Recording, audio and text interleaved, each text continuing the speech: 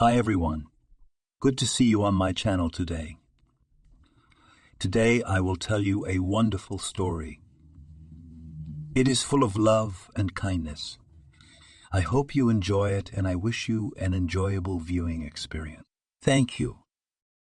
In one of the villages, two families, Blossom and Walker, have lived since time immemorial. For the last 100 years, not a single significant event has taken place without the participation of these families, and almost always they have taken opposing position. While in the Civil War, the Blossoms fought to the last man in the army. The Walkers accepted the new government from the first days of the Revolution and left. In the 20s, the Blossoms stashed grain and the Walkers collected them, but the Blossoms were among the first to enroll in the collective farm. Sam, who was then the head of a large family, realized that there was no turning back, and they would take away everything they had gained by force. Since he and his sons were literate, they found places closer to the bosses and then became members of the board. But Walker Paul was sorry to part with his land, his horse and his cow, so he dragged it out to the last. But he took his cattle to the public yard and began to work for Labor Days, like all collective farmers. The only time there was no disagreement between the families. During the war, the entire male population of both Blossom and Walkery went to the front as volunteers. And it happens, almost all of them returned to their native village alive, though wounded and maimed, but alive. And after the war, they tightened their belts and started to raise their native collective farm again. But as before, Blossom and Walker families did not communicate with each other. Everyone has already forgotten when and why a black cat ran between them, and their families probably didn't remember the cause of the quarrel. But the feud went on. It is in the cities, people can live side by side and know nothing about their neighbors. But in villages and hamlets, the fame even bad, even good. So the whole life for a person and stretches, and not for one person, but for all his descendants. When the Semyanskoye water reservoir was built, part of the village was flooded and had to move away from the water. And here families began to settle on different banks of a small tributary of the Don, which in the hot summer turned almost into a stream. The descendants of the Blossomies favored the right bank and the heirs of the Walkerys the left. But as time passed, young people left for the city. Grooms brought brides from other villages, farms or stanitsa. The Blossomy and Walker families were exhausted and began to play a less prominent role in the village. And by the beginning of the XE century, only old residents remembered the former feud. But the history was only for a while and resurfaced unexpectedly and tragically. Perestroika ravaged villages and hamlets with a destructive hurricane. They managed to ruin everything and there was no one to rebuild. The former rich village with an old church, school, club, kindergarten, and other benefits of civilization began to turn into a ghost, and the remaining population, for lack of work and prospects for further life, lost all interest in life, except for alcohol. It was painful for those who had lived on this land for decades. Archie decided that before the former collective farm buildings fell into complete disrepair, it was necessary to organize new farms there. The business was moving forward with difficulty. The state was buying products for mere pennies. He decided to act in the old grandfather's way. The district center is very close by. He opened his own outlets at the central market, and there he sold meat, butter, cottage cheese, and milk, of course. At first he worked almost at a loss. But then things got better. The queue would gather near his pavilion, even before the cars brought the products, and the time was not easy then. It seems that only 30 years have passed since then, but as if it was in another era. In provincial towns, on the shelves of stores, there were pyramids of jars with seaweed to a battery of mineral water. The rest was available only after standing in lines for a long time or by blade. Anyway, Blossom got into the groove. True, he had to fight off all kinds of roof racketeers in his time. Archie had one daughter. His wife Selina said after the wedding that she did not intend to get a gypsy camp. She would give birth to one child, and that was enough. And then, when Arianka was 5 years old, she left after her new love in the capital, her own female happiness to build. After her marriage to Blossom, Selina didn't want to go to the city and trade at the market. And then suddenly she even began to ask for it herself, and often did not return with the farmers' cars. Then she said she had to go to the hospital, then to the stores. And then she stopped lying, told her husband that she had only one life, and she did not intend to languish in the village. If Archie wanted to keep her, let her sell the house and the farm and move to the city. No, she would find someone to comfort her, or rather, she already had a comforter. Only Selina was still afraid to make a decisive step. Blossom wondered where his wife got such demands. He had taken her not from the city. She was a local. She grew up in the neighboring street and went to school with him. For a long time he persuaded Selina to come to her senses, but to no avail. She left, and really, unlike many seekers of a better life, found her happiness. The new husband was with golden hands, and good builders were in great demand at that time, and Selina became a citizen of the city. To be fair, let's say that she did not forget her daughter. She came 3 or 4 times a year, sent gifts. But she didn't take her with her, and Archie was glad of it. His mother helped him a lot at that time. Maybe he would have married again, but work took all his time and strength. He had a girlfriend in the city, and this unburdensome relationship suited him quite well. The Walker family was not the last in the village. Kevin, an avid fisherman, realized how to make capital on his hobby. He bought for nothing the former collective farm dock with several old boats, a couple of houses that stood closest to the reservoir, and organized their kind of men's club. At first, guests from the city and the surrounding area came with one purpose: to fish. Then local beauties, unencumbered by strict morals, took a fancy to the place. They would walk by the pier and gladly accept an invitation to a fish soup. The village preferred not to talk about what followed the soup, and the place was called Diverskaya, because the impressions from the movie Into Devochka were still fresh.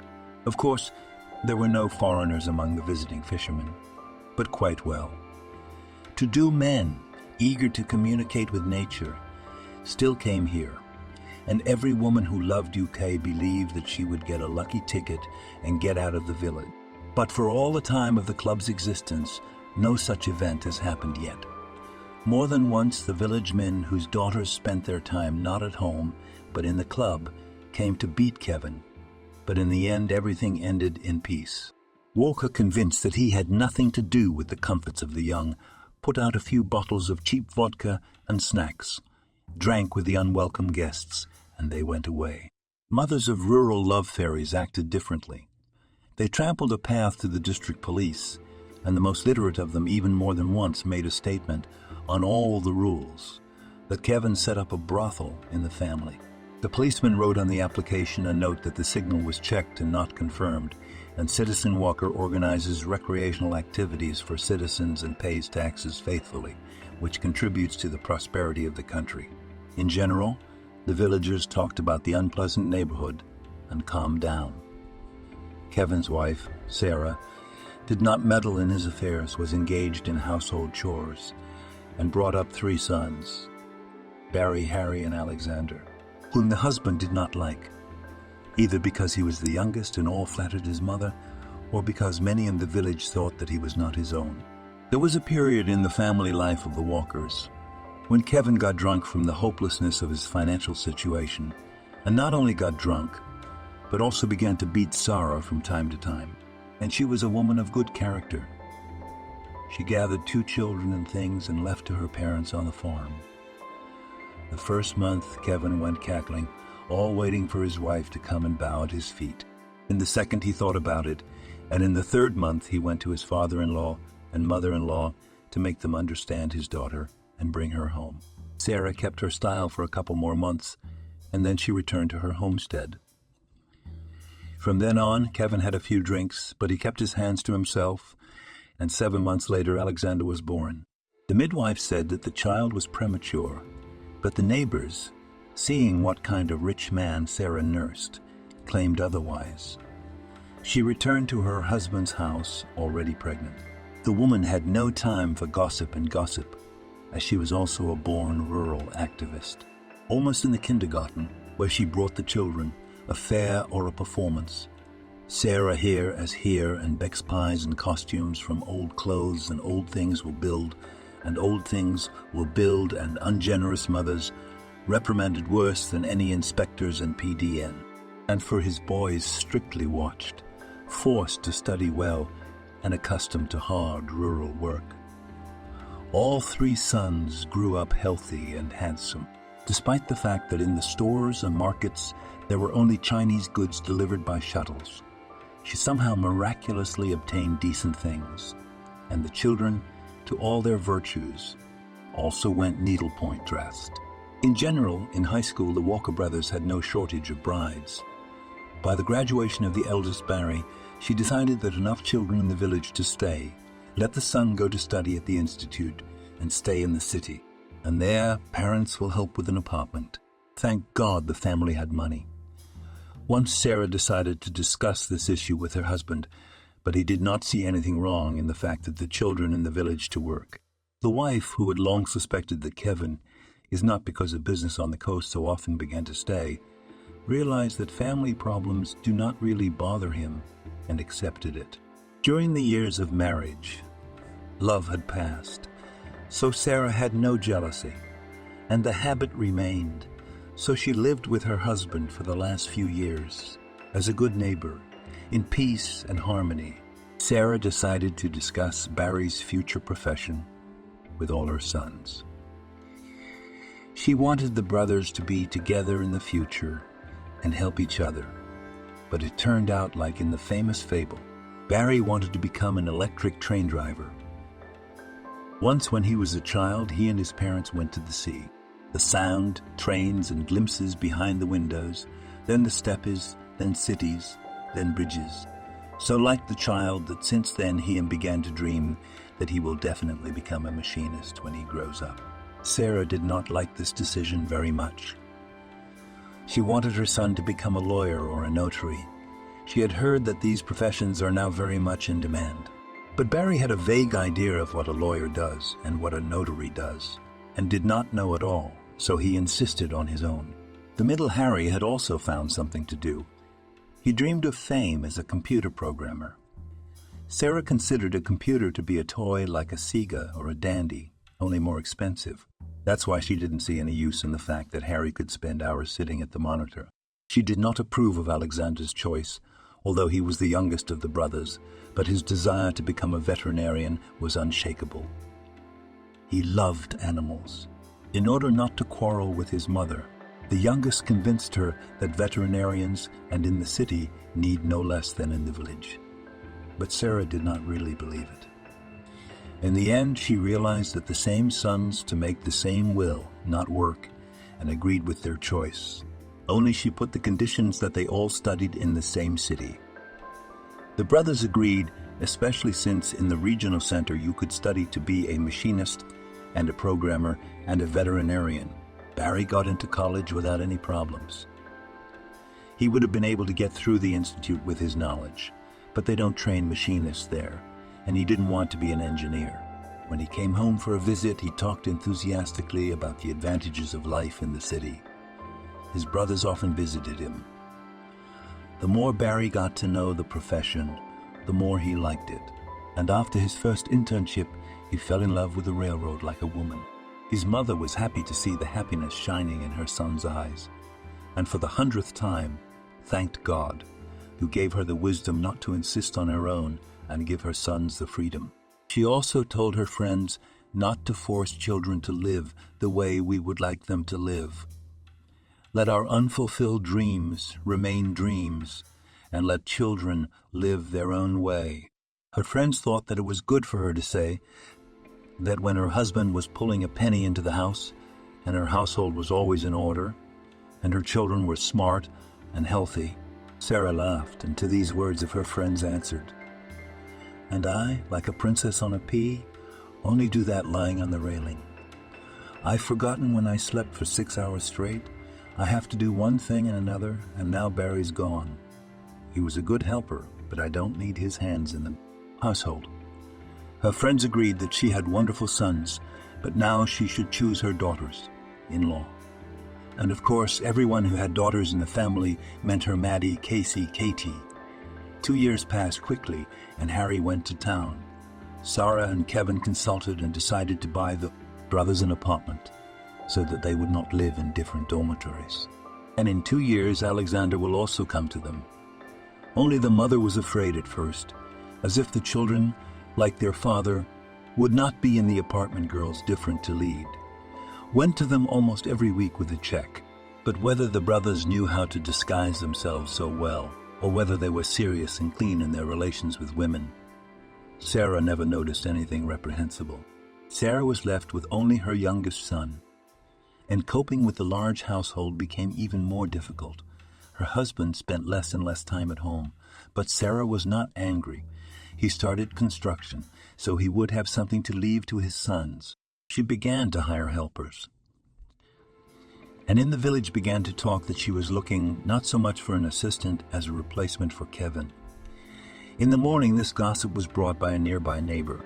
She excitedly reported that she had heard it herself at the store today.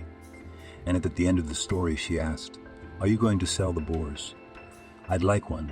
That's when Sarah realized why the neighbor had come running first. "And you and your co-workers think that because of your wicked tongue, I will sell the farms for nothing. You are as stupid as chickens.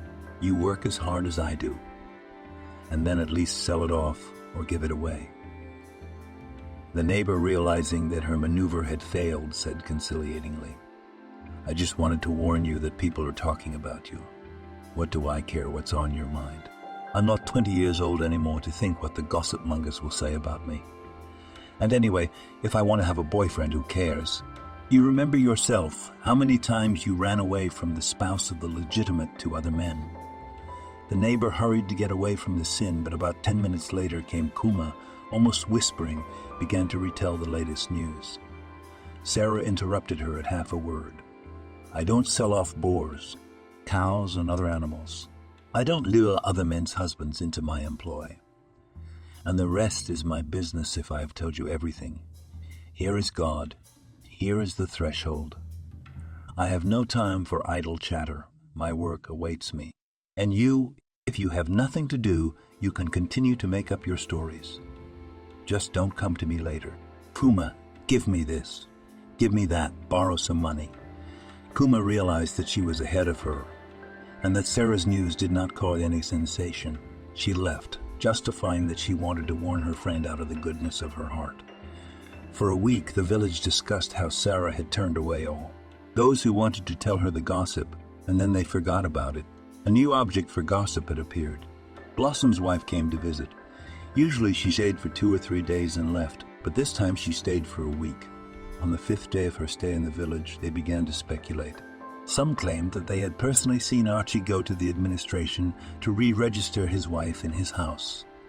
Others said that Selina came to divide the property of the spouse. According to the law, they are still the husband's wife, and now she decided to divorce. And after all, Archie has already earned his capital without her. Everyone felt sorry for the man and was determined to stand up for him. But there was no one to stand up for him. Selina waited for the beginning of Ariana's vacation to take her to Washington, to show her the capital and the other life. Maybe her daughter would decide to enroll here because graduation was coming up. But Ariana didn't like living with her mother. They're always in a hurry, like someone's chasing them. That's what it's like at home. You know everyone knows you. Time does not run like a rushing mountain river, but floats smoothly, giving opportunities to think and dream. She told her father that she had decided to study in the regional center. But there was another reason not to go far away. Ariana liked Alexander Blossom in the 7th grade, and recently the girl noticed that he was looking at her. So she decided to go to the same city where Alexander was going to go. Winter flew by, and again, Sarah in the public worries. The graduation of the youngest on the nose. All need to look after, prepare. She began to rub her parents' graduates and offer them their ideas. Many only waved them away. Who needs it? They sit, drink, dance, and go to meet the dawn. but Sarah wanted to spend her son in the big life especially. She found music in the district center, and the head of the club did not give rest to prepare the holiday, and called people to bring unusual fireworks from Moscow. Seeing such vigorous activity, the whole village expected something unusual from the graduation, and so it was. And Selina led the party like a good conductor leads his orchestra. Late at night, when the dancing started, Selina, who had come to her daughter's graduation, came up to Sarah and said, "Now I understand why Ariana has been so catty about refusing to move in with me in Washington. I can see she's afraid to leave her beau unattended." What beau? Wondered Sarah. For all the trouble, she hadn't noticed that all evening Alexander hadn't left Ariana's side and was looking at her with loving eyes. "Found a beau, and they're just kids," Sarah replied. "I'm not saying they're adults, they're just in love." At this time, someone distracted Sarah from the conversation, and she hurried to continue to lead the party. But a vague uneasiness settled in her heart, which she could not understand at once. Alexander had left for the city after his older brothers.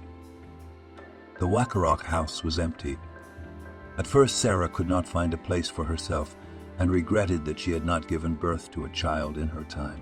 Then she realized that the time would have come and the child would have flown out of the nest like a chick.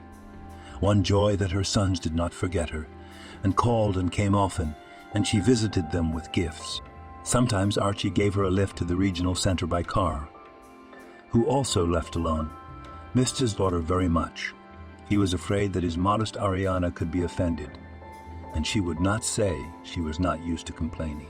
She even kept silent when the recognized first beauty of the village, Lucy, beat her under the hooting of her friends for the fact that Alexander went to meet the dawn with Ariana and not with her. When her father asked her about her abrasions, she replied that she had fallen off her bicycle. However, Archie found out everything from strangers and came to Lucy's parents to talk. The father was not at home, and Oksana, the girl's drunken and lowered mother, said, "And there is nothing to take other people's fiancé." Lucy said that Alexander will be hers, so let no one look at him, and nothing for your faceless Ariana to meddle in their relationship. Maybe I've wanted to be related to the Walkers for a long time. The woman was unfair to Ariana. The girl was beautiful, with the kind of discreet beauty that one must look into to understand her, and Alexander had apparently managed to do so. Ariana was tall and slender. Her figure was not yet fully formed, but one could already see a thin waist and high breasts. All her movements were calm and graceful. Her long blonde hair was always in perfect order, as if she visited the hairdresser every morning. But her main beauty consisted in her eyes of huge, deep gray color. Archie realized that it was useless to talk to the mother of the offender. Then he waited near Lucy's yard and warned her in such a voice that the girl understood him from the first time. "If you touch Ariana again, I'll bury you in prison." Lucy was not stupid and immediately decided that she should switch to other suitors, and even better to look for a groom among fishermen. These at least with money, not the local trash. Joint trips of Sarah and Archie to the regional center in the village appreciated in their own way. The gossip mongers had not forgotten how Sarah had blown them off once and began to make up a new story. She claimed that either she had seen and heard it herself, or a trusted person had said that Sarah and Archie were lovers, that they had completely lost their conscience. Okay, Blossom, he is a single man, but Sarah is a husband's wife. What's she doing in front of her husband? Behind the women, the men started making fun of Kevin. They say you're renting your wife to Blossom, or are you in a bad way to improve your financial situation? First, he didn't pay attention to the gossip, but drops and stones sharpen. He began to be home more often and noticed that before trips to the city, Sarah freshened up. And when she came back, she was happy and contented. If he had paid more attention to his wife before, he would have known that she had never even gone to the village door in a house dress, and that she was happy that the children were doing well. Harry had already met his fiancée, so maybe the wedding would be soon. And it's all right if they're earlier than the eldest, as long as they're happy. The students started their winter session, the first in Alexander's life. The brothers decided that they would not spend time on the road to the village and back, and would come only for the vacations. Sarah, who happened to meet Archie in the center of the village, asked him if he was going to visit his daughter. Blossom answered in the affirmative and promised to pick up the woman. Kevin, who was home on the day of departure, helped load the bags of provisions and asked when to expect back. "Yeah, tomorrow afternoon and we'll be back. I've got things to do around the corner. I want to finish the new edition." Kevin waved goodbye, and as soon as Blossom's car was gone, he drove to the dock, asked a fisherman he knew for a couple hours in his car, and followed his wife. The homemade detective thought that the wife and Blossoms would either stop somewhere on the way or stop. He caught up with them about 20 minutes later and followed them almost all the way to the city. Then he cursed himself with the last words. He was a fool, and who did he believe? The local gossips. Only lost time. And who needs her in her 45? It is only said that women at this time again become beautiful. But it's all nonsense. Nature doesn't like to retreat. He came home angry, and when the neighbor asked inadvertently what bus Sarah had taken to the city, he said so much that the saints could be taken out. The next day he waited for his wife from lunchtime, but she was gone. It was getting dark, so he decided to call her, but Barry answered. He said that his mother had left the phone at their place, and that she and Blossom had left a long time ago. She should be home by now. Off to his father's call. Barry was worried sick.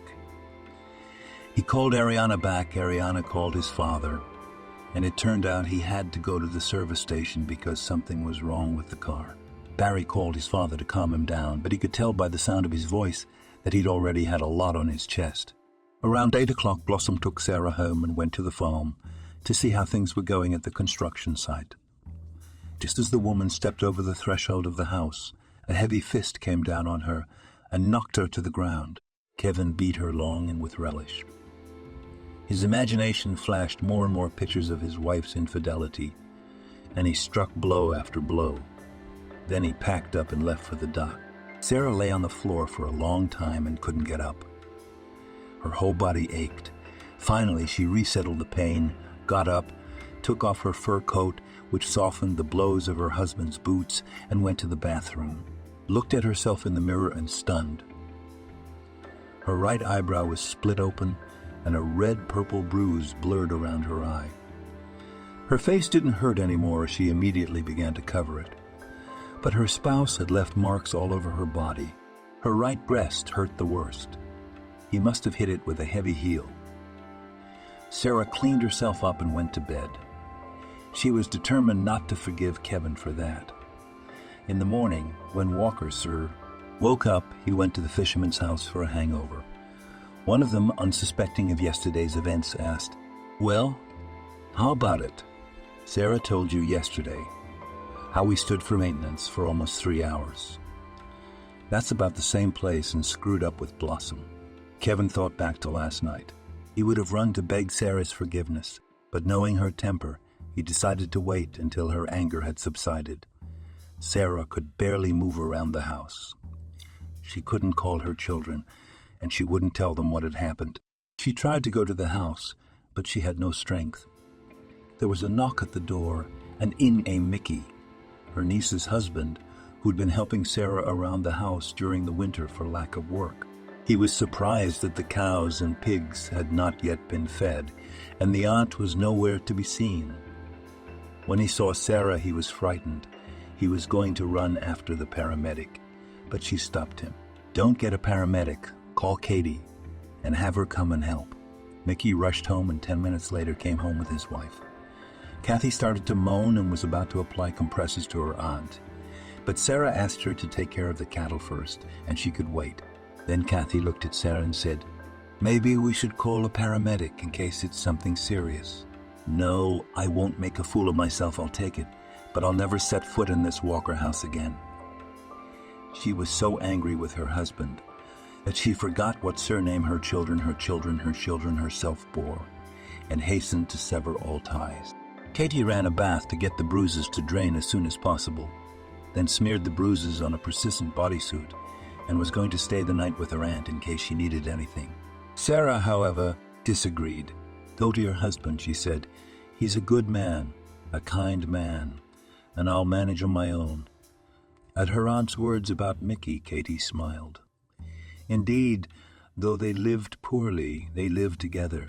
Katie went to the Walkers for a week, and no matter how much she was tortured by women in the store or on the street, she said that Sarah had a cold, so she didn't leave the house. And then she started managing on her own. Kevin, as he sensed his wife was feeling better, ventured home. He was waiting for shouts, slaps, and was ready to bear them, but his wife calmly said, "Go to the gym. There's a serious conversation to be had." The fact that Sarah didn't yell, Kevin thought it was a good sign. But he was wrong. "I've already packed your things so you can take them now. I won't file for divorce. I don't want to make people laugh in their old age, and you'll never live here again. We'll divide the property equitably. I've worked my whole life for this house and farm. I'm gonna get it, and you can have your trailer and all the buildings. I don't care about that. I can raise my children myself. They're not young, but I won't refuse help. They still need to be married and housed." Sarah spoke monotonously, like a broken record, but without anger. All the pain and anger had already gone, leaving only an empty and cold ash heap, but even on it there was no place for Walker. At that moment, cheerful male voices sounded in the hallway. It was the brothers coming home unannounced. Blossom was taking Ariana on vacation, and he dropped them off at the same time. Kevin didn't know what to do, how he would look in the eyes of his adult sons. Sarah whispered, "Don't worry, I won't say anything to the children. It would be a great honor for you to spoil their holiday, but get out of the house." The father only hugged his sons, said hello, and told them that he had urgent business to attend to. Sarah was very happy about the arrival of the children, but felt like a taut string, as if tears would not give themselves away. The brothers stayed at home for more than a week. When on the third day their father did not come home for the night, Barry got worried and went to the shore. There he found a drunken parent, and from the workers learned that he had been drinking for several days in a row.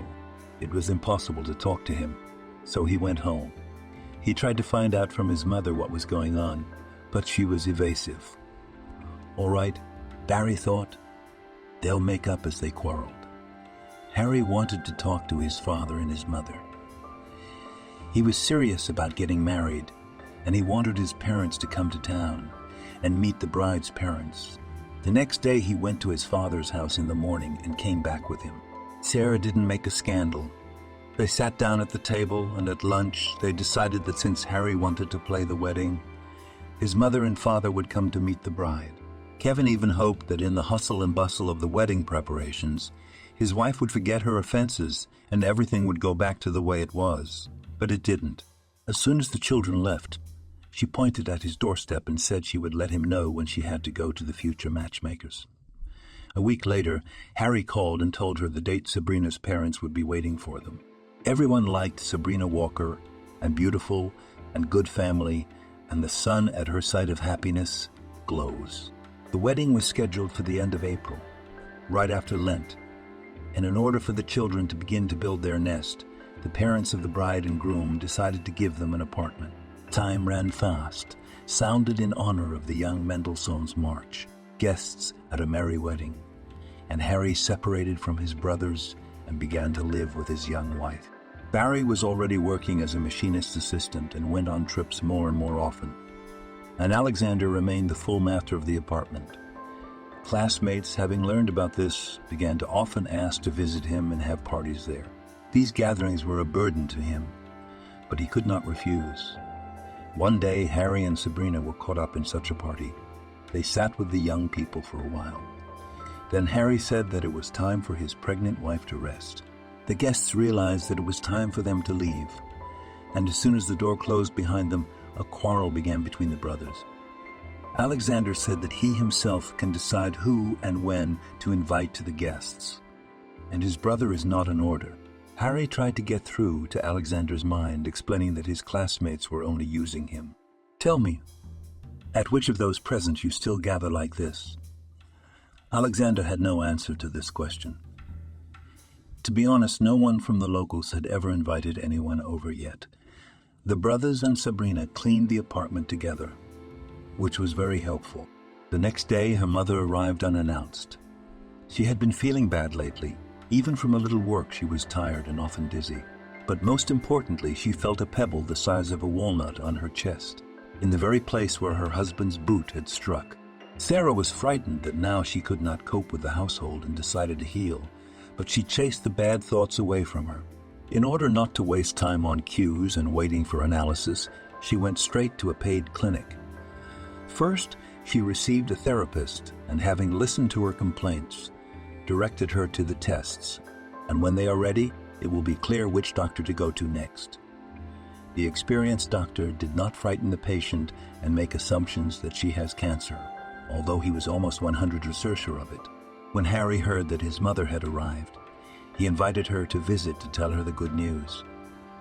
Sarah realized that sooner or later she would become a grandmother, but now she was alarmed. If her suspicions were correct, such a joyous event would be very unfortunate. In the evening, she and Alexander went to visit, where her son-in-law confirmed her hunch. Sarah did not talk about her illness. Maybe it's just the years are taking their toll and fatigue accumulated, and Alexander became alarmed. He was used to seeing his mother cheerful and strong, but now there was a frightened woman in front of him, although Sarah tried not to show it. He was determined to accompany her to the doctor's offices, otherwise she would not tell the truth. At night, Sarah couldn't sleep. She went through all her years and thought about what kind of life she had lived. She remembered all her sorrows and joys, weighed them all up, and decided, I've been happy though. Then she realized, why was I happy? No, even if the diagnosis that she was so afraid of is confirmed, she will still fight. Every day will gnaw at death because she has someone to live for. Then she remembered the household that she had left to her niece and thought it was time to slow down and take care of herself. Sarah fell asleep in the morning, and in her dream, she saw herself young and beautiful. Here she was standing on the edge of a blue linen field, with a white horse just ahead of her. As if playing, it moves toward the woman and away from her. And Sarah worries if the horse is far away, runs after it. Why? She herself does not know, but it is very important for her not to lose sight of the mare. Sarah did not understand how her games with the animal ended. And then this dream was repeated many times in different interpretations. No matter how Sarah persuaded Alexander not to go with her to the hospital, he remained adamant and led her all the way to the doctor's office. From the doctor, the woman came out happy and told her son, "You see, well in vain worried. No cancer I do not have." The doctor referred to a mammologist, not an oncologist. Alexander could barely hide his horror. The mother apparently did not understand the words of the doctor and thought that if the doctor to whom she was going to go now called another name, then she could not have oncology. He looked at his mother, trying to find any changes in her, but saw nothing. And maybe still a mistake with hope, he thought. In the evening, Barry arrived from his voyage. He was glad his mother was visiting, as he hadn't seen her in a long time. But he was alarmed by his brother's anxious face. When Sarah went to the kitchen to prepare dinner, Barry asked what had happened. "Mom is seriously ill, but she doesn't know it yet. She thinks that oncologists and mammologists treat different diseases. But tomorrow she'll understand everything, because we're going to the oncology clinic. I don't know how to prepare her for that." "Did Harry and Dad know?" Barry asked. "No. I decided to wait to see what the dispensary says tomorrow," Alexander replied. "You're right. Maybe it's a false alarm." The brothers didn't notice the mother entering the room. "What other alarm?" she asked. "A false one, Mother, a false one. I had already thought that our Alexander would marry before I did. I saw him at the jewelry store, and he was just there with a friend. Barry got out of it, and we all went out to dinner together." Sarah, reassured by what she thought was good news from the hospital, fell fast asleep this time. And again she had the same dream. And again she had the same dream. And again she woke up still not knowing if she was going to follow the white horse. And the next day, when she read the name of the hospital where her sons had brought her, she panicked. She didn't want to believe that it had happened to her.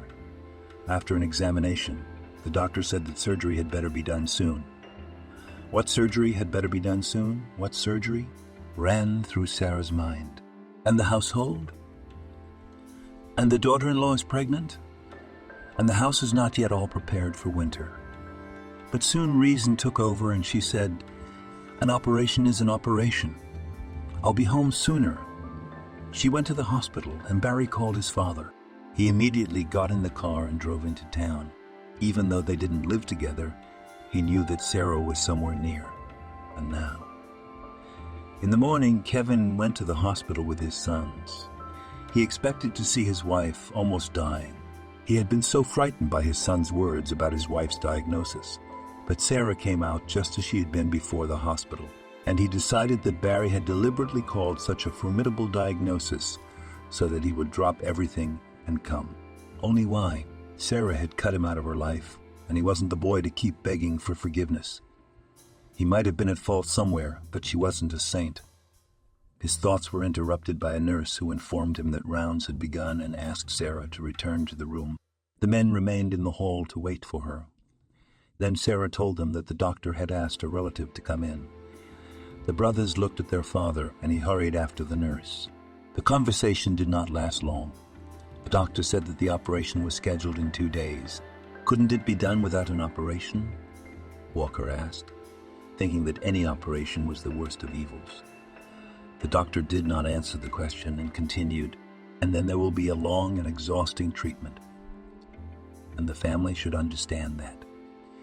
It began to dawn on him that his wife's illness was not a joke or a conspiracy between the children and their mother for a purpose he did not understand. He dared to ask the question that had plagued him ever since Barry had called. What was the cause of the disease? That, unfortunately, no one can say for sure. There are many causes, and heredity and endocrine disruption and trauma which provoke the growth of cancer cells about your case. It is difficult to say. So she could have bumped somewhere and gotten cancer? The doctor understood the man's question immediately. How many husbands had he seen here who beat their wives and then begged, "I'll only save her, I'll only blow dust off her," and how he wanted to scold, humiliate, destroy such a repentant husband. But he was a doctor and had no right to do so. You understood me absolutely correctly. She could have herself or someone hit her and her body reacted to the trauma like that. The doctor specifically emphasized the word she was hit. If he really did hit his wife, he'll have a guilty conscience for the rest of his life. That is, if he has one. On the day of the operation, all the Walkerich men were at the hospital, and with them were his wife, Harry, and Sabrina, and Alexander's fiancée, Ariana. What's that one still doing here? Kevin thought. Not only is her father to blame for everything, but she shows up here too. Often people, afraid of what they had done, tried to shift the blame to others. He was looking for excuses, and he found them. If Blossom hadn't taken Sarah to town and the local women and men hadn't gossiped, he wouldn't have beaten his wife, so it wasn't his fault. But those who made him jealous. The explanation was absurd, but he believed it, or tried to convince himself of it. And now Blossom's daughter's doing something here. Maybe Archie himself is coming too. His anger grew more and more in his soul when he saw how Alexander was courting Ariana. He had Judas too. He's not mine. He's not mine. Walker remembered his old suspicions. And it's as if he chose a bride to spite me. Well, if only Sarah were all right, and then I'll say my fatherly word. An hour and a half later, the surgeon who had performed the operation came out to the relatives. Sarah hadn't been taken out yet. He said that the volume of intervention was more than expected because it was decided to remove a lymph node in the axilla. But the prognosis is good. The main thing is that the patient has undergone all the procedures that will now be prescribed by other doctors. Now go home. You'll only be in the way. Kevin first moved towards the exit, but when he saw that his sons stayed where they were, he returned too. The brothers wanted to see their mother and make sure everything went well. "Dad," Harry asked, "please take Sabrina home. She doesn't need to be in the hospital." "I told her to wait at home. She didn't agree, and take Ariana home. Let her stay with Sabrina. Only now did Kevin notice that his sister-in-law's figure had changed. Am I really going to be a grandfather, he thought. So why the silence? Or does the father not need to know about this? Does the mother know she's going to be a grandmother? Walker asked. Yes, we informed the other day, Harry replied. And then come back for us. We'll have to decide what to do next. Walker was relieved that the children had not cut him out of the family, since his wife did not know. In the evening, as the nurse was passing through the hall, she saw all the Walker men again and wondered why they had not left. Is there no place for you to sleep if you sit here all day? Or did you like our hospital so much? She asked. No, we want to see Mom, the brothers said almost in unison. All right, she replied. Just choose one to go. Each of them wanted to be near their mother and make sure she was all right, but for some reason they all looked at their father. You go, Dad, said Barry. Then we won't hurt anybody. Walker felt a lump in his throat as he walked fearfully into Sarah's room, terrified to look her in the eye. When Kevin entered the room, he thought his wife was asleep. Her eyelids were drooping. She was breathing evenly and calmly, and a yellowish liquid was slowly flowing from the IV into her vein. When she heard footsteps, however, she turned toward the door and saw her husband. Without a word, she turned away again, and tears rolled down from under her lashes. What to do next, Walker did not know, but the situation was saved by the nurse. She hissed at the visitor and told him to leave the room. Kevin never realized whether Sarah recognized him, blamed him for her illness, or just cried out of self-pity. As he walked down the hallway, he imagined what would happen if his sons thought he was to blame for all of their mother's troubles. His relationship with them had been strained lately. They'd always been on Sarah's side. That she had not told them about the beatings, he was sure, for they would have turned their backs on him. But would she remain silent now? He thought of Blossom again. In the evening, when they were all gathered at Harry's apartment, they decided that his father should return home, for the household needed looking after, and the fishing pier could not be left, and he would come to town whenever possible. Barry could go on his voyage, and Harry and Sabrina and Alexander and Ariana could visit Sarah in the hospital. The last sentence hurt Kevin. Do they consider that wench a member of the family already? He remained silent, however, as he realized that now was not the time for a showdown. Autumn had been fine this year, and September had been warm all September, so the transition to Indian summer had been unnoticeable. The geese had already flown south over the outskirts of the city, where the dispensary was located, and the poplars still stood flaming candles and did not hurry to shed their leaves. Then there were a few rainy days and the warmth returned. The dead grass turned green as in spring. Sarah, walking with her sons in the hospital park, thought the grass seemed to have died. But the rain sprinkled it. The sun warmed it, and it rose again. At these thoughts, she smiled. That I began to think poke nice no more. It's almost as if I'll write poetry at night. Alexander walked beside his mother. He noticed this smile and rejoiced. At last she had learned to smile again. What about you and Ariana? Is it serious? Asked Sarah. Seems serious, replied Alexander. If it seems, then it's not serious. Alexander walked in silence for several minutes. Apparently it was the first time he had thought maturely about his relationship with a girl. Then he smiled as if he'd made a very important decision and said, Seriously, Mom, very serious. Well, good. I'll have another daughter. At that time, Walker appeared at the end of the alley. Alexander noticed change in his mother's face. There was no trace of her recent smile. Now it expressed either pain or contempt. Let's go to the ward. I'm tired, Sarah said. They headed back the way they came and met Kevin in the middle of the alley.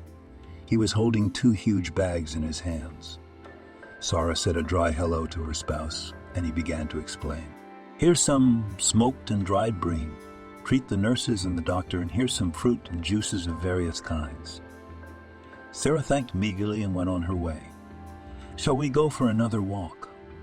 Look how nice the weather is. Walker said in a stranger's begging voice. No, I have to go to my treatment, Sarah replied. Alexander did not understand what was happening, but he felt that something very bad and terrible had happened that neither he nor his brothers knew about. On the way home, he asked his father, Tell me, did nothing serious happen between you and your mother? You two have been strangers since Harry's wedding. How many times have I come home and had to look for you? I'm fine, Kevin replied. I guess the sickness is getting to me. The doctor warned us that his temper might change. After the first round of chemotherapy, Sarah had weakened. Her brothers insisted that her mother stay in town, but she wanted to go back to the village. She hadn't seen her home for over 2 months. When she left, the flowers were still in full bloom, but she returned at first snow. Katie, when she heard that her aunt was coming home, heated the sauna, cooked dinner, and she kept it clean all the time. Sarah walked into her yard, and it was as if she had never left. Everything was in its place. Everything was in order, just as it had been when she was there. Katie jumped out of the house and ran to her mistress, but suddenly stopped like a dumbfounded woman. Don't you like me like this? Asked Sarah, smiling. Bones are bones, and meat will grow on you. Katie realized she'd made a gaffe and rambled on about how her aunt looked good, only she'd lost a little weight, but that made her look even younger. Does the new hair look good on me too? Asked Sarah, taking off her hat. Katie could not hide her fright, pity, and sympathy. The women hugged each other and cried. Just then, Kevin walked into the hallway. Come on, don't get all wet. Kathy, why are you crying? Feed your aunt. You can see how the city food has made her lose weight. While the men went outside to smoke, Kathy reported the latest news. Kevin had been at home more and more, working on his chores. He only went to the dock when he was called, and when he found out his wife was coming home, he did a complete overhaul to make everything shiny, as if her mistress had always been here. He stayed in his own home. It's time to do the honors. He doesn't belong here now. You know, Katie, I wish I could forgive him for the beating, but I can't. I feel like it was his shoe that made me sick. Katie didn't know what to say. All right, we'll take care of it. You and Mickey go home. We need to have a serious talk, get things straight. When her niece and her husband had gone, Sarah turned to her husband calmly. I feel like this is my last winter, she began. Kevin wanted to say something, but his wife gestured him to stop. Don't interrupt, just listen. Harry's already a definite. I don't think Barry's getting married anytime soon. All he's got on his mind is steam engines. He won't marry till he's had enough of them, and Alexander's a pain in the ass. He's too kind and gentle, and his bride is the same. As long as he lives near his brothers, everything's fine. But what if he goes far away? Maybe he should get married soon so that Ariana could tie him to her home. Walker was glad that his wife consulted him, as in former years, and thought that the storm had passed. But when he heard the name of Blossom's daughter, he almost started a scandal, but stopped in time. There would be time to sort it all out. In the meantime, talking to his wife was like walking on thin ice. Wrong step, and you will find yourself in the hole, and God only knows whether you will get out or go to the bottom. Then the couple discussed household matters, but Sarah did not bring up the subject Kevin was so afraid of. In his heart, he wanted to beg her forgiveness, but he couldn't be the first to speak. Finally, Sarah said, Well, that's it, and now I can't be around you. From these words, Walker was dazed. He was lulled to sleep by the calm voice of his wife, and she turned the conversation like this. He did not argue. Maybe the time had not yet come and the pain had not purpolala. So a year has passed that would be time to forget. Other men beat their wives as scheduled, but he immediately cut off this thought, remembering the words of the doctor. On New Year's Eve, the whole family gathered at the Walkers' house. Even Barry was not on a voyage and managed to come for a couple of days. It seemed to be a fun holiday, but not sincere, as if everyone was playing a role. Sabrina was pregnant, so Harry left with her and Barry, and Alexander stayed for another week. He had taken his exams in advance. Kevin was rarely at home. He said that there were a lot of guests at the marina during the New Year's vacation, and he needed to look after everything himself. But in fact, he was afraid that Sarah would start to expose him in front of his son, and Alexander continued to be lost in speculation as to what was going on between the parents. And by the end of the Christmas holidays, Sarah was once again taken to the hospital, where another course of chemotherapy awaited her. She already knew what she was going to go through and was prepared for the pain. She obediently and idly did everything the doctor said, and that was a bad sign. It was as if the woman had begun to prepare herself for death, and the treatment was only being done so that the children would not worry. Such a state happens in almost all seriously ill patients, so relatives tried to please her with whatever they could. At the end of January, Harry and Sabrina had a son. His parents named him Barry in honor of his older brother. He also became the nephew's godfather. At the party organized for the occasion, Harry told Alexander, "Do not worry, we will work hard, and the second son will be named after you." "It's a pity that Mom is not with us," said Alexander. "She would be happy." "Nothing. As soon as Barry Jr. grows up a little, we will visit her, and maybe she will be home by then." The second round of chemotherapy was very hard on Sarah. Her legs and arms were swollen. She could hardly move around the ward, but she went out to the children in the hall, as she did not want to talk to them in front of strangers. One day, all the brothers got together, and Sarah decided to have a serious talk with them. "I feel that I'm leaving already, so I want you to give your word that you will support each other all your life." The brothers began to tell her that it was a temporary health setback, that she would get better. Sarah didn't try to dissuade them. "It's good if it is, but you have to be prepared for the worst. Remember, all sorts of things can be said after the funeral, and all the old stories can be dragged out into the light of day. But know that I never cheated on your father and your half-brothers, mother and father. Forgive him for everything if you can, but I can't." What the sons had to forgive their father for, she never said, but each of the brothers had vague guesses. She explained more of her inheritance arrangements and did not forget her niece and her husband, then spoke to her sons on more cheerful subjects and went to the ward, while Barry went to see the doctor. Seeing him at the door of his office, the doctor said, "Well done, boys. It is rare to see such care for a mother nowadays, but I have to give you some not very pleasant news. The disease is not receding, and every day becomes more aggressive. Metastases are growing at a furious rate. Repeated surgery is pointless, and the patient may not be able to bear it. It's very rare, but it happens." "How long do we have?" Barry asked. 2 months at the most.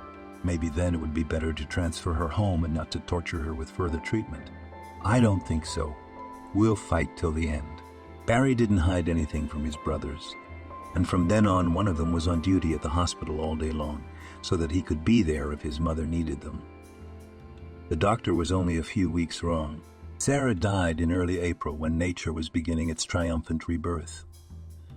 The brothers decided to bury her in their home village. The spacious house could not accommodate all the people who came to say goodbye to Sarah, so the coffin was taken outside. It seemed that no one was left at home that day.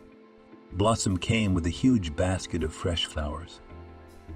He had specifically asked the driver to buy them in town when he brought the produce.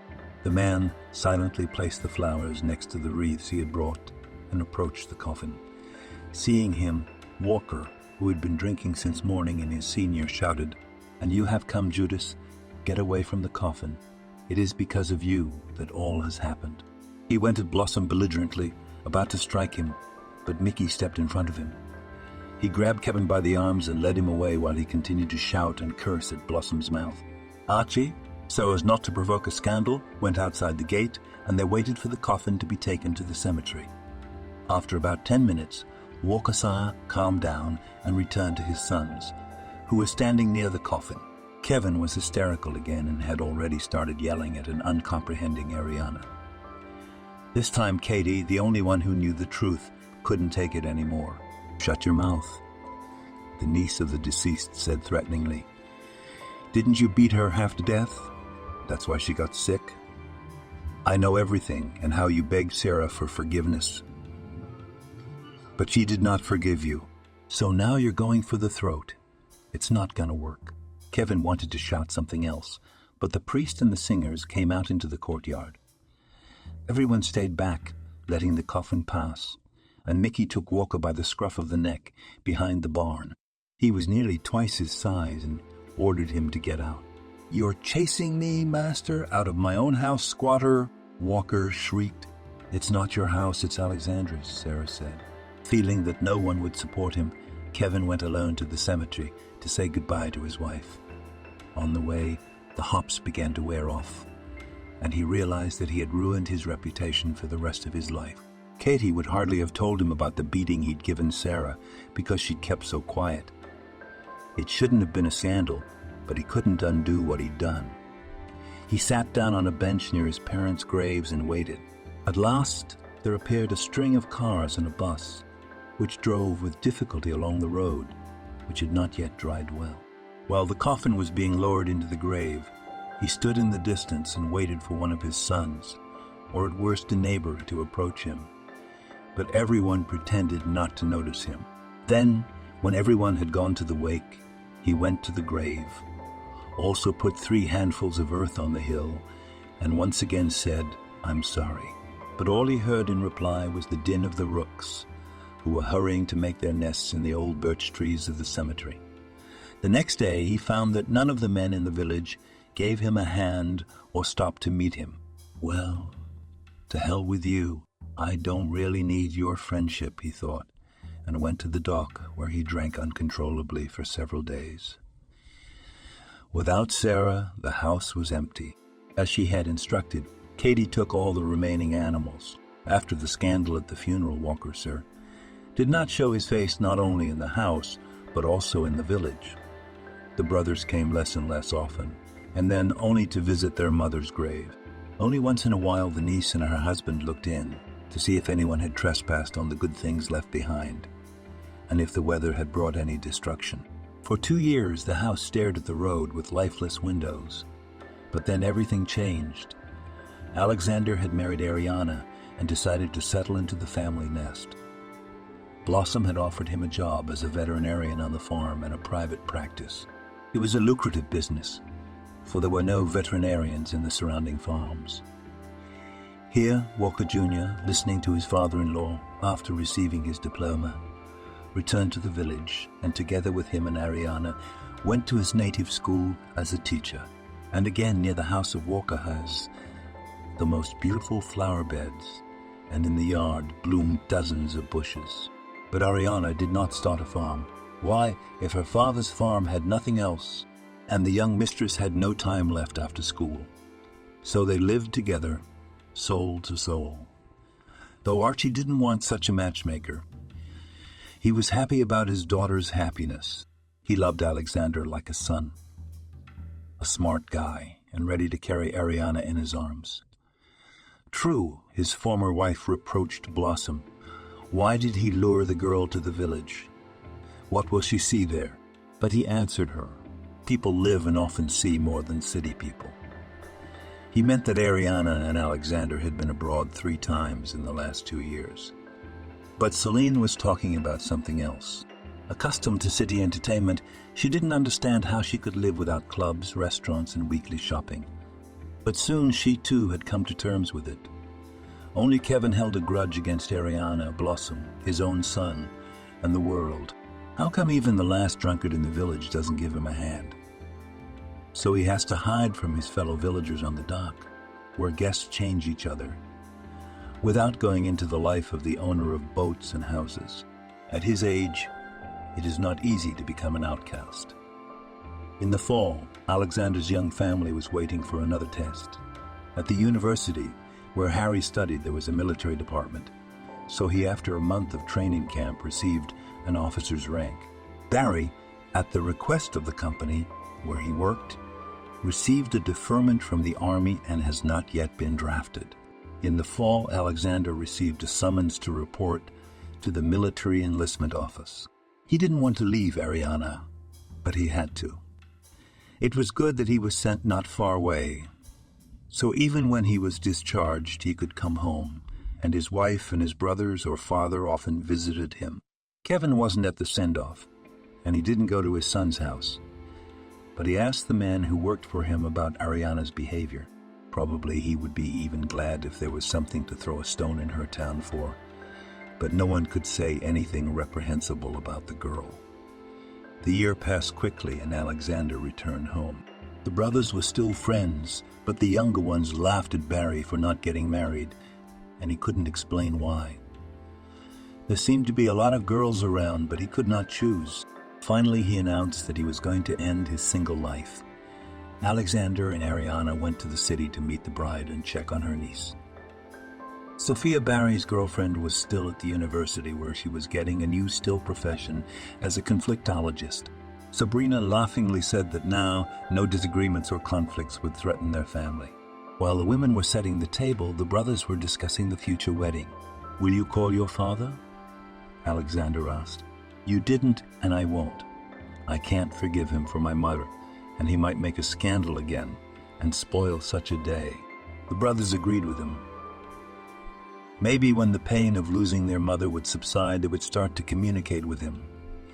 His father, but so far it was far away. Barry's wedding was celebrated.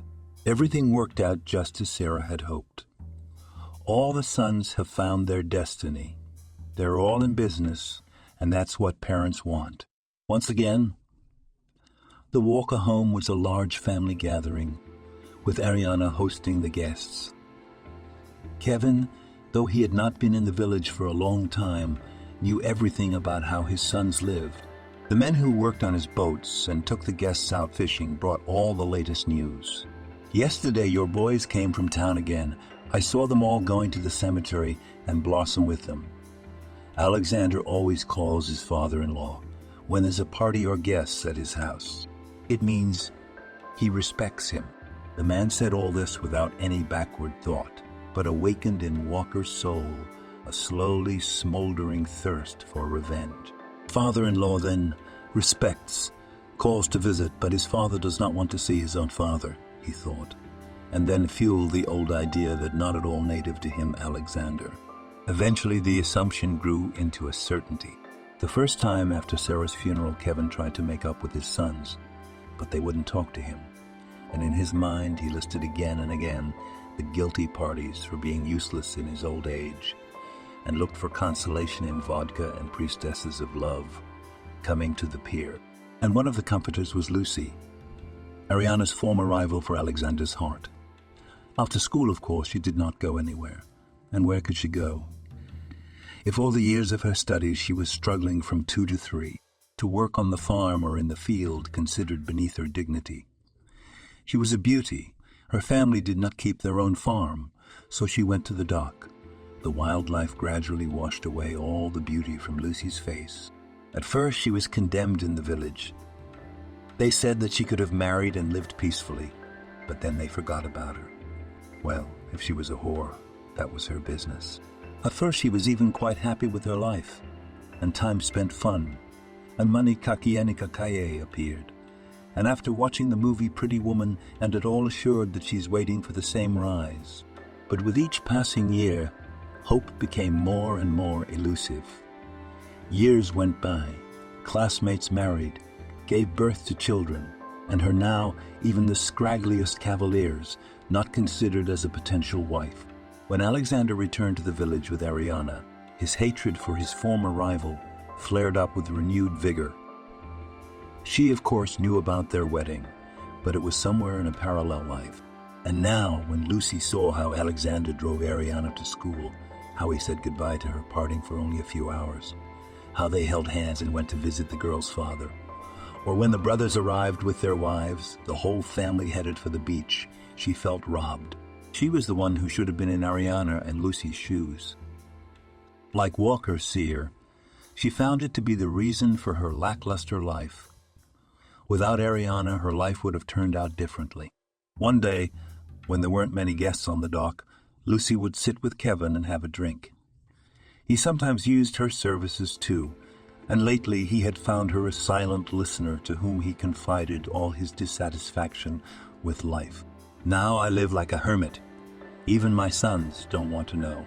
And when I remember that Katie blamed me for Sarah's death, I feel so angry. because all the men in our neighborhood beat up women, and no one reproaches them for it. Kevin told Lucy that Alexander was not his own, and he didn't know who his father was, and that Blossom was to blame for all the trouble. He's pretty sure now that he was confused about Sarah, and about how it's like his youngest son laughed at him for marrying the daughter of his enemy. He also said that he would take revenge on all of them at once for his honor, but he did not know how to do it. He would not scorch Blossom's farm or kill him. Lucy, though drunk, realized that she had an ally. She had long believed that if Ariana had vaporized somewhere, the way to Alexander's heart would be open, and he would certainly get not only the man's heart, but everything that went with it: a nice house, a car, and a new clean reputation. And then she would live as if she were living under Christ's thumb. And Lucy began to develop a plan to achieve her goal, and that Walker Sir would now become her assistant, she did not doubt. Through her daughter, he could get Blossom too. Lucy had no intention of killing anyone, of course, but to defame Ariana in Alexander's eyes so that he would kick her out of the house in disgrace and forget her existence. That would be welcome. She gradually began to assure Kevin that his youngest sister-in-law was not who she said she was. If I go out honestly in the open. I don't deceive anyone. And she just pretends to be quiet. I know how Alexander waited for her to get out of the army. She told Kevin, and he was happy to believe her. The next time, she'd tell a new story. Why do you think Alexander still has no children? The nurse told me in confidence that Ariana had 2 abortions while her husband was in the service, and the second abortion was a failure. Alexander is a fool and doesn't see anything. He blows the dust off her. Every time Lucy came to the dock, she brought more and more details about Ariana's promiscuous life, and they fell on fertile ground. If Kevin hadn't been blinded by hatred and his alcohol, addled brain could analyze the information, he would have quickly realized that Lucy was blatantly lying.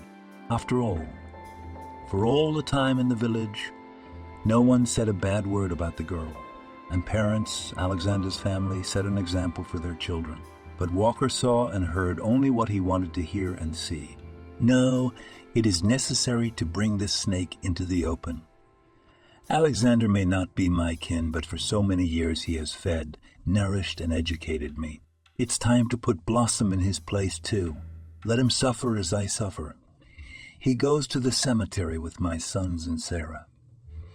It should be me with them, me.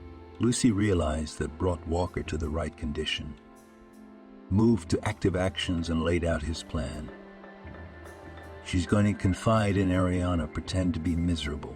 The kind soul would take pity, let her into her house, and then it was a matter of technique. She didn't tell the man about the technique, and she didn't tell him about her plans for Alexander. For a long time, Lucy waited for an opportunity, and finally luck smiled on her. One day, Ariana was walking back from school. It had rained on the first snow yesterday, and there had been a frost during the night, which had turned all the paths into a skating rink. It was slippery, and the girl looked carefully under her feet. As she approached the house, she saw that a woman had fallen right in front of her gate. She tried to get up, but her legs shook, and she fell again. Ariana rushed to her aid and recognized Lucy. She helped her former classmate up and took her to her house. She sat her down in the kitchen and was about to run for a paramedic, but her guest stopped her. No need for a paramedic. There seems to be no fracture. Now I'll sit a little. The pain will pass and I'll go home. Ariana quickly boiled tea, put some sweets on the table, and sat down opposite Lucy. It's good at your place. It's light and joyful. The guest started the conversation. And I live like in hell, and I was lucky to have your father and husband. But I saw nothing from my parents except drunk and beatings. Here Lucy lied. Neither mother nor father never beat her daughter. She just all these years was indifferent to them and grew like a grass, since childhood fists punching their way. You think I couldn't keep a house like that? You bet I could, but there are no grooms left in our village, only drunks. There was a great love in my life too, but he deceived me, took me for a woman and left me. Lucy continued to complain. It's just a pity that God doesn't give you children. And who told you that he doesn't? Ariana asked. When the time comes, he will give them. Then the landlady realized. Let me look at her leg. Maybe it needs a tight bandage. Lucy refused. She said it hurts, but she'll manage somehow. Wait, now Alexander should come from the farm. He'll take you there. Lucy couldn't have imagined better luck. Walking Lucy to the car and saying goodbye to her, Ariana said, And you come to visit, we'll chat. We'll remember school. It was the most reckless invitation, which turned the whole life of Ariana and Alexander. From that day on, Lucy came to Ariana's house, not often so as not to arouse any suspicion. Never came drunk or after a binge, sometimes even brought modest innings. Once Alexander caught a guest, and the spouse, as usual, asked to take a friend home. He returned angry and asked, And what is this Lucy frequenting us? I feel sorry for her. She has no home, no yard, no family, no job. She will sit here, cry, and warm her heart. Alexander smiled. He hugged his wife and said, How small and naive you are. Don't you know that Lucy goes to her father on the pier as to work? She chose that life for herself. We're short-staffed on the farm, but she's in no hurry to go there. Don't you want her to come home with us? Let her come, but don't let her into your heart. You can't trust her. Ariana had planned to spend the day differently. Today she found out that the miracle she and Alexander had been waiting for all last year had come.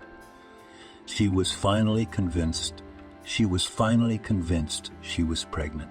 But a minor spat had thrown her off her game for a while. She sent her husband to fetch her father, and herself began to set the festive table. What's the occasion, daughter? Blossom asked. Ariana smiled enigmatically and seated everyone at the table. Then she brought 2 pieces of paper and solemnly handed one to her father and the other to her husband. This, grandfather, is what you will have to buy for the arrival of your grandson, she said, addressing her father. And this, dear daddy. In Blossom's list, she included all sorts of cribs, strollers, high chairs, baby dishes, and everything that the baby might need, and that often even remains unpacked and bought in reserve. And her spouse's list consisted of one single wish. Ariana had wanted a real husky for a long time, but had never gotten around to it. And now she was sure that her husband would find her a puppy with a good pedigree. Although the men had been waiting for this news for a long time, they were stunned. And Ariana said they should tell her grandmother too, especially since tomorrow was Sarah's birthday. The next day morning, they all went to the cemetery together, where they saw Kevin at the grave from afar. He, hearing the noise of an approaching car and seeing Alexander's car, quickly went away, and Lucy was choosing the right occasion to carry out her plan. Once Ariana mentioned that her husband would go to the city for a couple of days, it was necessary to take his brother's presents to the village and buy medicines for the farm. In reality, he was going to pick up a puppy. It couldn't have been a better opportunity to carry out his dirty plans. The next day, she saw Alexandro's car pull out and decided to act. She arrived at Ariana's house in the evening and was glad to spend a lonely evening with her classmate.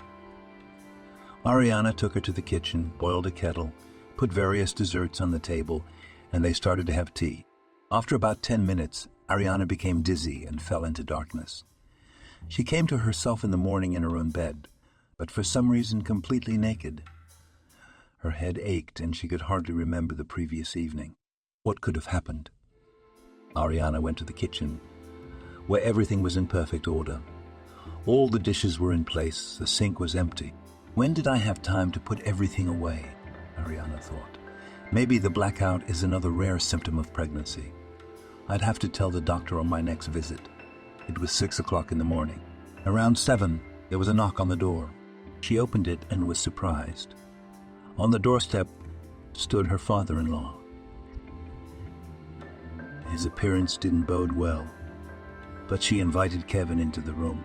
Is this how you spend your time without Alexander? He asked angrily, and threw a stack of pictures on the table where the notebooks were. Ariana was definitely in them. There was no doubt about that. But there were 2 other strange men lying next to her. hugging her.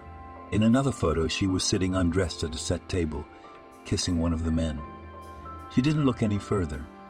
Ariana realized the purpose of Lucy's strange visits and her obsession with being a friend, and her memory lapses from yesterday.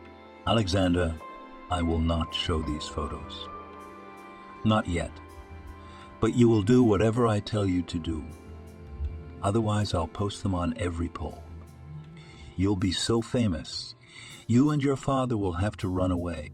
At first, she wanted to throw Kevin and his pictures away. But then she thought, what if he carried out his threat now? To Walker, sir. Had already collected all his dirt and was on his way out. When he got to the door, he looked back and said, Look, I warned you. If you tell your father or Alexander, you'll become an internet star.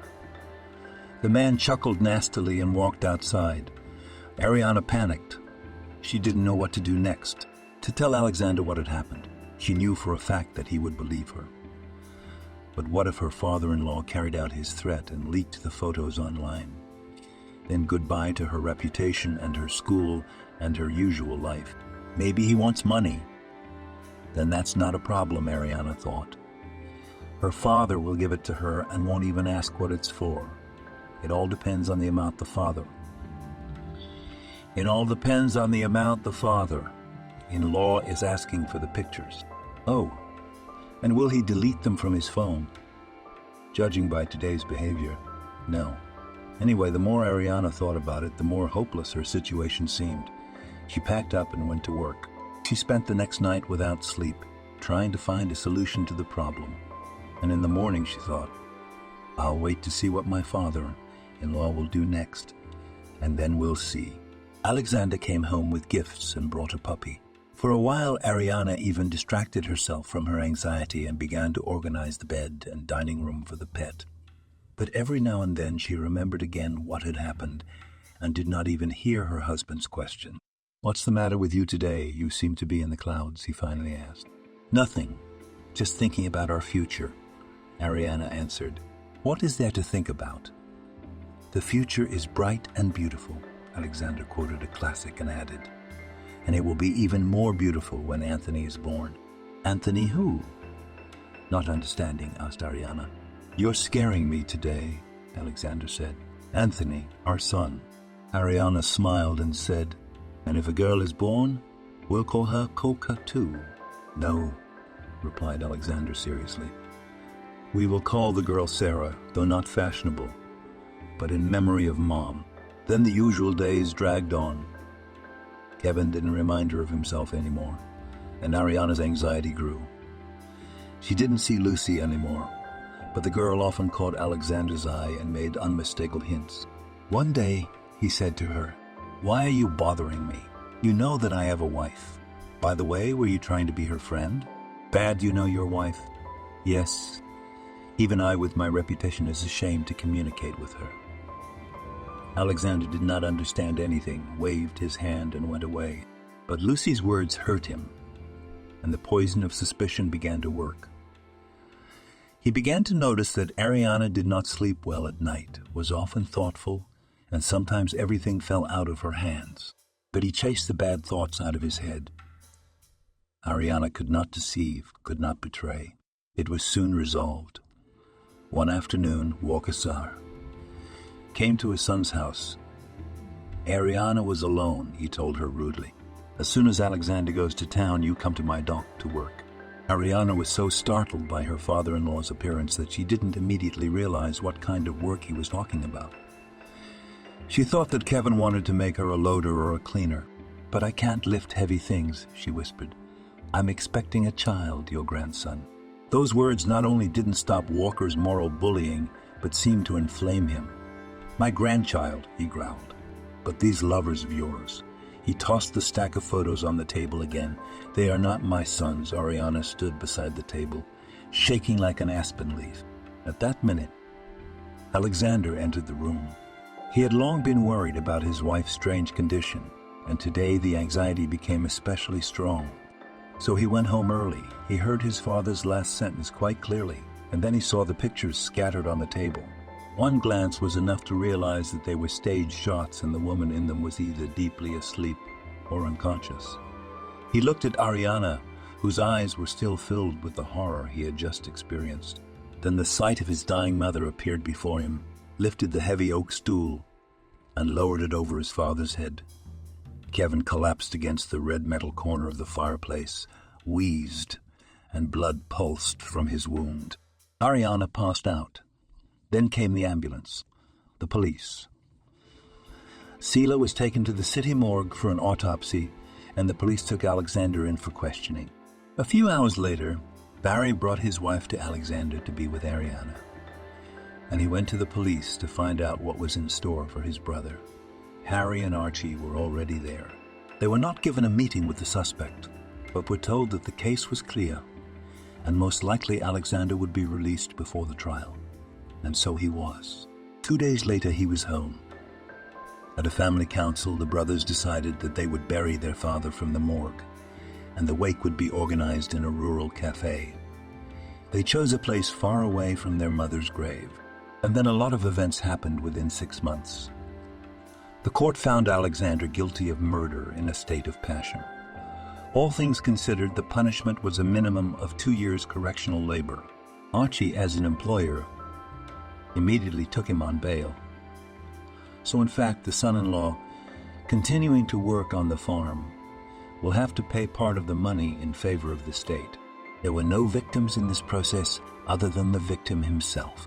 Alexander and Ariana had a baby boy, Anthony, just as they had dreamed, and at the christening, Barry and Sophia happily announced that they were also expecting a baby boy. It is to be hoped that all the troubles over the 2 births have now passed. Thank you for watching this video to the end. Subscribe to the channel. Like it, write comments if you like the story, and see you on the channel.